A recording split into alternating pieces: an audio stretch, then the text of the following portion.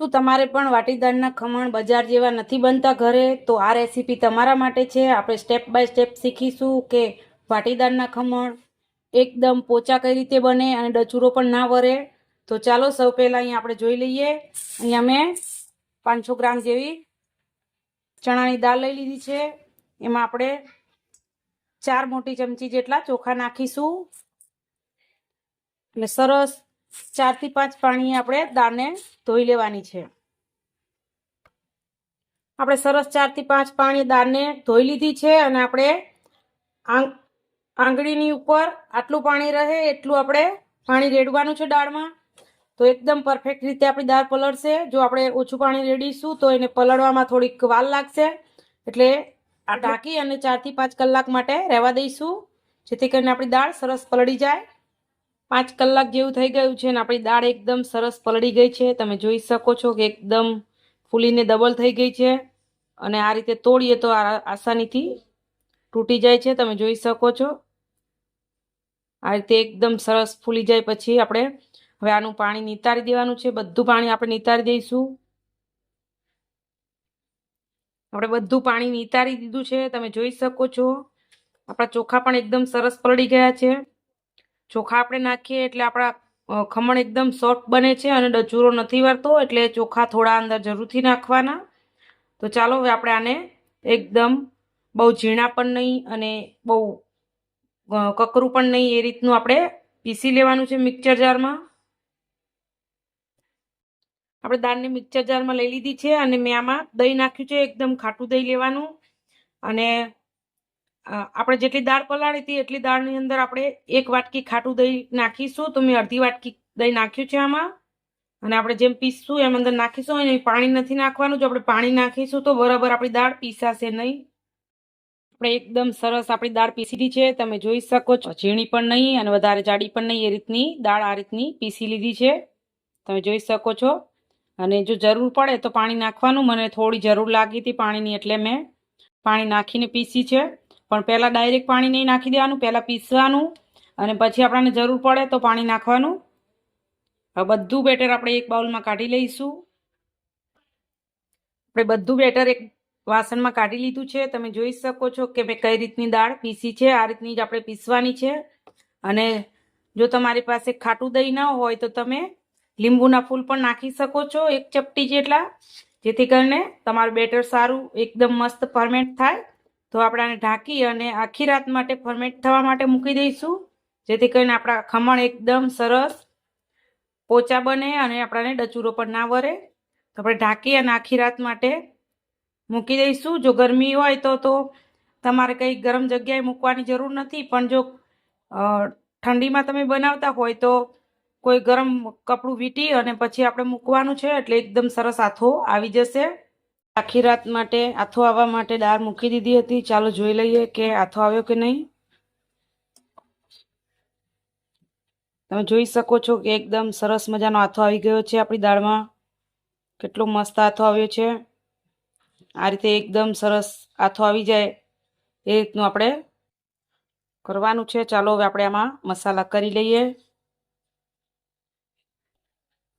મસાલામાં આપણે હળદર, મીઠું અને ખાવાનો સોડા નાખી દીધો છે. હવે આપણે સરસ મિક્સ કરી લેવાનું છે.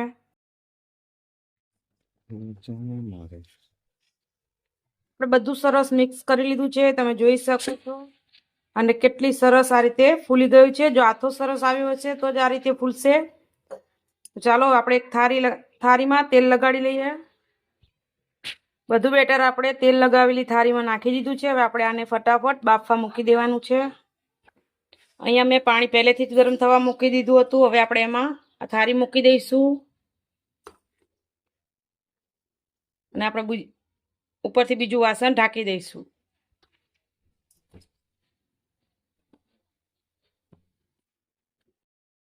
દસ મિનિટ જેવું થઈ ગયું છે. ચાલો આપણે ચેક કરી લઈએ ખમણને.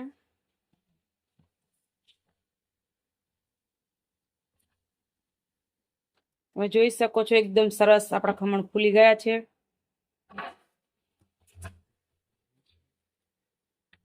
આપણે એક ચાકુ નાખી અને ચેક કરી લઈશું.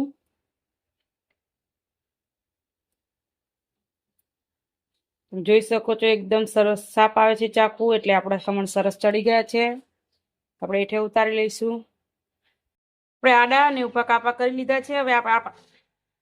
હવે આપણે આમાંથી 2 થી 3 ટુકડા લઈ અને આપણે ચટણી બનાવીશું એકદમ ટેસ્ટી એવી. ચટણી માટે આપણે અહીંયા લઈ લીધા છે સિંગદાણા, લીલા મરચા, ફુદીનો અને જે આપણે ખમણ બનાવીને રાખ્યું છે એના 3-4 ટુકડા લીધા છે, કોથમીર લીધી છે અને 1 લીંબુની ફાટ લીધી છે અને ખાંડ લીધી છે. આ ચટણી એકદમ ચટપટી બનશે. તો ચાલો હવે આપણે પીસી લઈએ.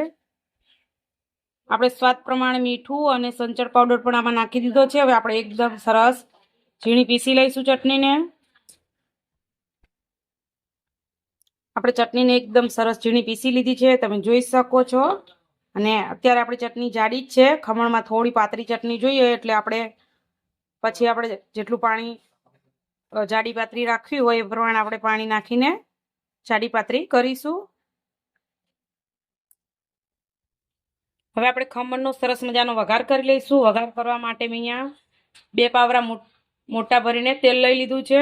તેલ આપણું સરસ ગરમ થાય એટલે આપણે એમાં રાઈ નાખીશું. આપણું તેલ સરસ ગરમ થઈ ગયું છે, આપણે એમાં રાઈ નાખીશું.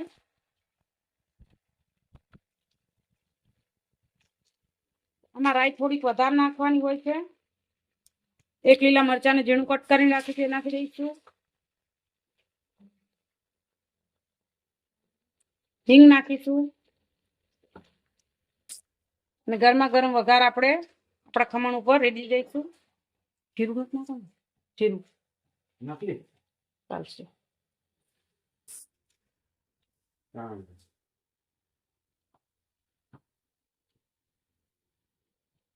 સરસ આપણે મિક્સ કરી લઈશું.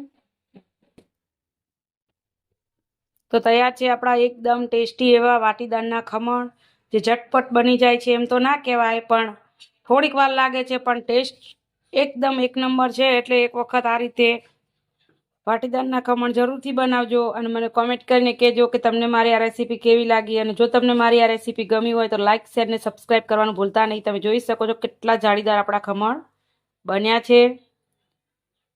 તો આવજો ને જય શ્રી કૃષ્ણ.